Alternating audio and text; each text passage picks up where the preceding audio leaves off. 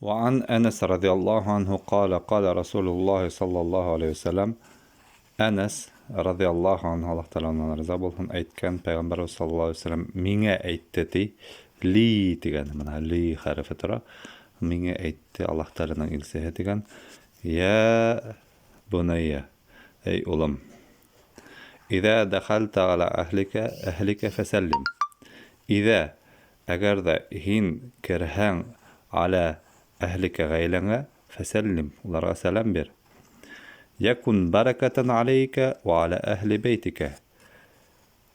Ул سلام برهن بركة بولر هنگه عليك وعلى أهل بيتك هم هنن үйüңдүн эяларына әһелләренә ягъни гаиләңә бәрәкәт булыр дигән.